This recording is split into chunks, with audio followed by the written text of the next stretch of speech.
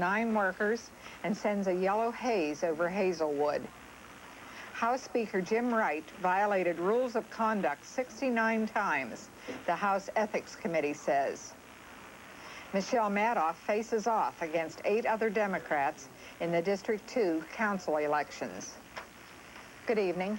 I'm Woodene Merriman. More on these and other stories from tomorrow morning's Post-Gazette in just a minute. From WQEX Pittsburgh. The News at 10, co-produced with the Pittsburgh Post-Gazette. Made possible in part by the H.J. Heinz Company. With more than 50 affiliates on 6 continents, a worldwide provider of processed foods, and a leader in the dissemination of knowledge about nutrition, health, and weight control. And by USX Corporation through a grant from the USX Foundation, Incorporated.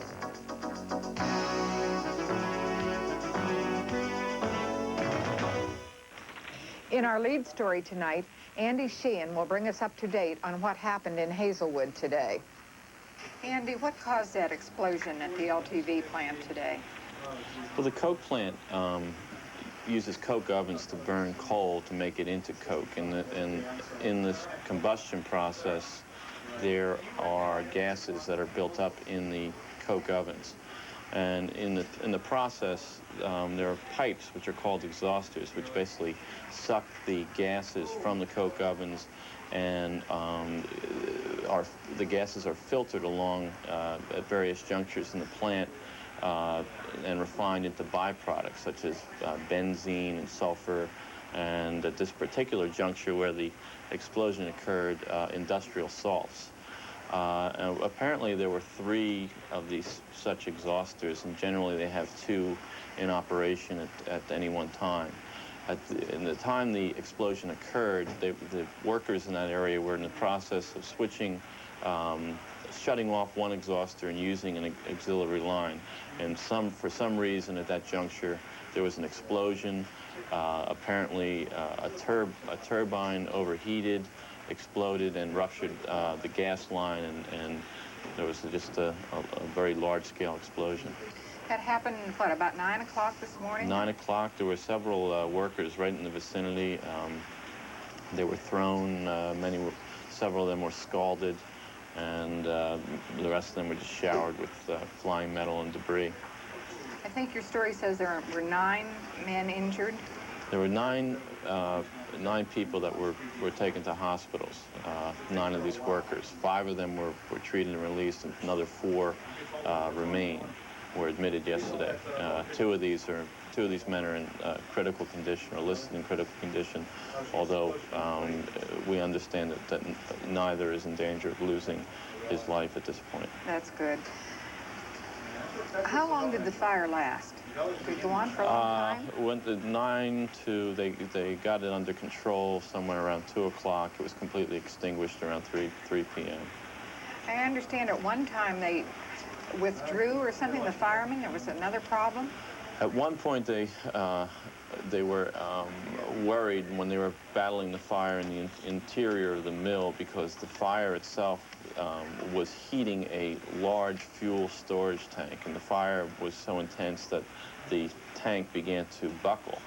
And the great fear, of course, was that it itself might explode and be a terrible explosion. So there was a gradual and strategic withdrawal from the mill, and then firefighters set up aerials and water cannons outside the mill and sort of shot the water through the escaping hole in the roof that was ripped through at the time of the explosion. Was the whole area in danger?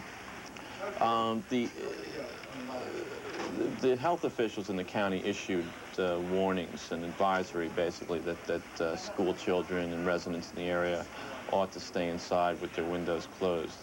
However, the readings that they had on the noxious gas in the air did not pose a high-level threat.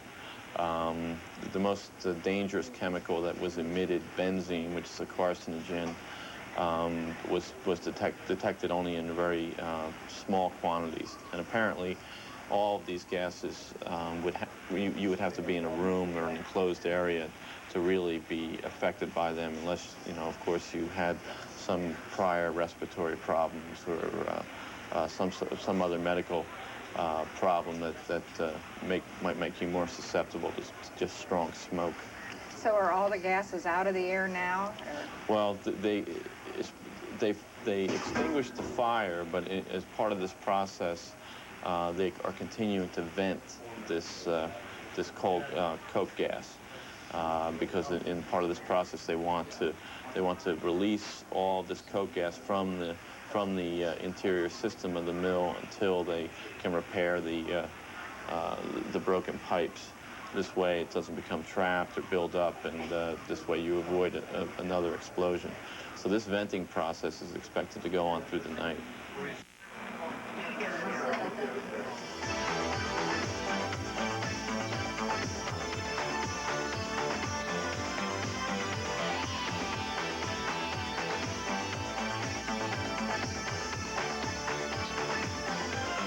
Jim, how hazardous is that yellow haze that we had today from the explosion in Hazelwood?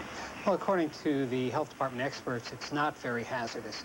It does contain some dangerous chemicals. Benzene, for instance, causes cancer. Carbon monoxide, of course, is poisonous in large concentrations. But the concentrations that were involved in that cloud are simply not of the level that should cause a healthy person any concern whatsoever. And as you mentioned, healthy person, if you're not so healthy, should you be concerned? Well, the health department said that they were playing it safe. They were taking precautions. They were urging everyone in certain neighborhoods, Hazelwood, Greenfield, to stay indoors. In other neighborhoods, Squirrel Hill, for example, they urged people to stay indoors during the early part of the day, but as levels decreased, they said you can come out unless you really have a heart condition or a respiratory condition, something that could be aggravated by these low levels of chemicals. Actually, what was the haze? It was a combination of smoke and coke oven gas. Coke oven gas being what you get when you heat coke to 2,400 degrees. It's a combination of tar, again, these chemicals, some heavy oils, all mixed up with air. And this, they make coke at this LTV plant from coal, am I correct? That's right. Coke is the fuel that you use to run a steel mill. It burns much more smoothly, much more evenly than coal itself. And you make coke by superheating coal in an oxygen-free atmosphere. The coal is heated to 2,400 degrees, and that produces these gases, which are then sucked off through pipes. But, of course, the gas is not supposed to escape from the plant. But does this happen very often, as it did today? It happens more often than one would think. For instance, at the WQEX Clairton Works, there was a large gas emission accompanied by a fire just in February. Gas emissions are common. Major fires are not. Oh, that was what was one of the things that was different today. And what about the weather? Did that have anything to do with it? Well, the weather helped. The lack of, let's say, a strong, steady breeze going into one neighborhood. Most of the smoke, we're told, went straight up into the atmosphere. There were gusts that, again, blew it into neighborhoods. In Carnegie Mellon University's campus, for instance, there was a yellow haze that you could taste just about. And, of course, in the neighborhood of Hazelwood, it got quite rough. There was almost a yellow film or a yellow powder, I would assume, of sulfur left over cars and really our own reporters who were in the neighborhood. Oh, boy. That'll be something to clean up, I guess. I guess it will. I understand the health department for some time has been testing in the Hazelwood area. I think we had stories on that before. They have a monitoring device. Was that used? They have 3 monitoring devices, 1 in Oakland and 2 in Hazelwood, again, to monitor emissions from this coke works in Hazelwood. They monitor for sulfur dioxide and particulates. They do not monitor for, for these other chemicals, benzene, ammonia, whatever. They say when they get a high level of particulates and sulfur dioxide, they know that coke gas and coke smoke is present. And then they know that it's time to send up the red flags. Actually, during this whole incident today, unusual amounts of particulates and sulfur dioxide were not detected by these chemical monitors. Apparently the smoke was simply blowing in another direction. Well, the fire at the LTV plant wasn't the only fire in Pittsburgh today in the area. There were 3 other blazes. All right. Can you tell us you wrote about all 3, Carmen? They all happened about at the same time. Let's see, there was one at 9:51 a.m., and that was in the Hayes section of the city. What happened there? A 3-alarm fire did about $75,000 worth of damage to a 3-story frame house. It was occupied by 2 families. One family that owned the house lived on the top 2 floors, and another family lived on the first floor in the basement. Do they know what started that fire? Well, fire officials believe that some type of electrical problem occurred between the basement and the first floor of the building, and then worked its way through the walls of the house. So firefighters had to kind of go from floor to floor trying to put out the fire. That's really not far from the Hazelwood plant. No, not far at all. Where were the other fires? Well, about the same time, a minor fire occurred downtown at the McGee building, about 10:30. And that only took about 30 minutes to extinguish, and there was only evacuation for the 6 of the building. And then they went back inside. And nobody was hurt there or anything? No one was hurt, and the damage was so minor that they haven't even looked at the cost. But the third fire? But the third fire, it was also a 3-alarm fire at about 10:40 a.m., and that was in Duquesne. And it was also a 3-story home occupied by a couple, an elderly couple that owned the home, and they also were renting out part of the home to others. Anybody hurt in that one? Or? Well, the occupants were not hurt. They escaped without injury, but 3 firefighters suffered some smoke inhalation. The fire chief, the Duquesne fire chief, he was treated at Presbyterian University Hospital and released, and 2 other firefighters were treated at McKeesport Hospital and released.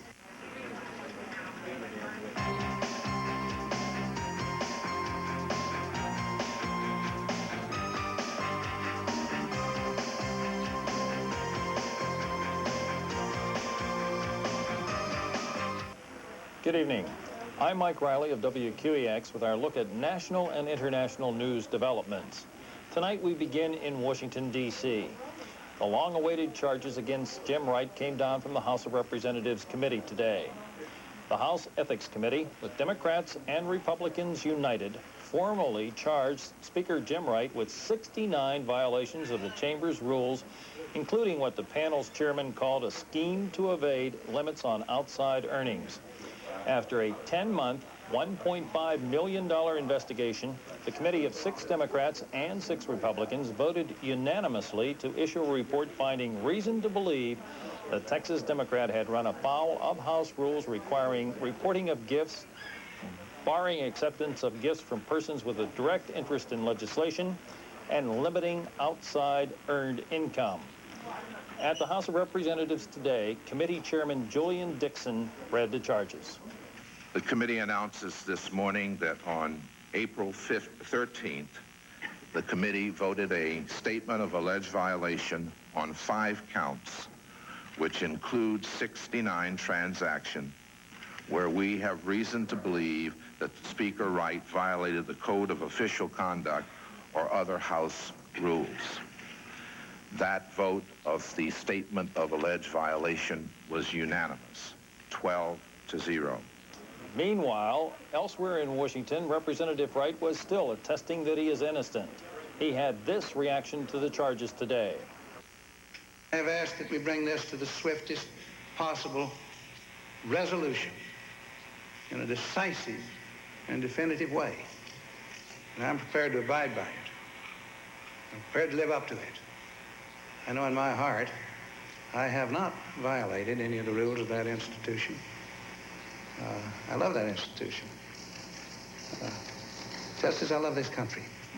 Turning to the international scene, in Warsaw, Poland, Lech Walesa called on Poles yesterday to rebuild solidarity skillfully and quickly, just hours after a court declared the independent union legal again and ended 7 years of government suppression.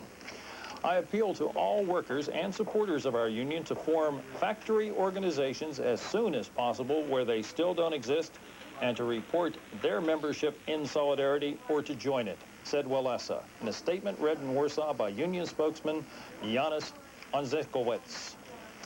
Meanwhile, in Hamtramck, Michigan, saying the West must respond to yearnings for democracy in Eastern Europe, President Bush announced an array of economic incentives for Poland aimed at encouraging the Warsaw government to continue its newfound momentum toward political reform. Here was President Bush in Hamtramck, Michigan.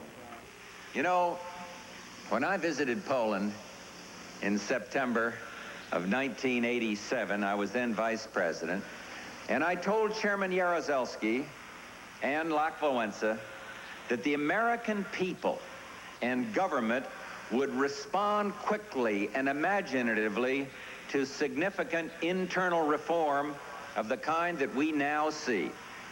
Both of them valued that assurance, so it is especially gratifying for me today to witness the changes now taking place in Poland and to announce these important changes in U.S. policy. The United States of America keeps its promises. And finally, we turn our attention once again to the spill in Alaska. In Valdez, Alaska, Exxon will hire 4,000 people to scrub 305 miles of shoreline fouled by America's worst oil spill. And Exxon says the job can be finished by the third week in August. The cleanup can be completed by August if a steam cleaning method is used aggressively, or by mid-September if environmentally safer methods play a larger role.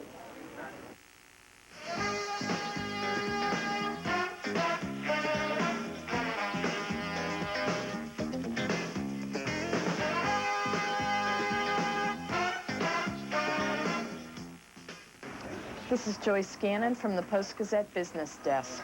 A federal bankruptcy judge overseeing the Eastern Airlines case has given Eastern and its creditors 1 week to invite another bidder or explore a breakup of the company. This airline is hemorrhaging, Judge Burton Liflin said in a New York courtroom today. Meanwhile, Texas Air Corporation, parent company of Eastern, maintained the problem-ridden airline is not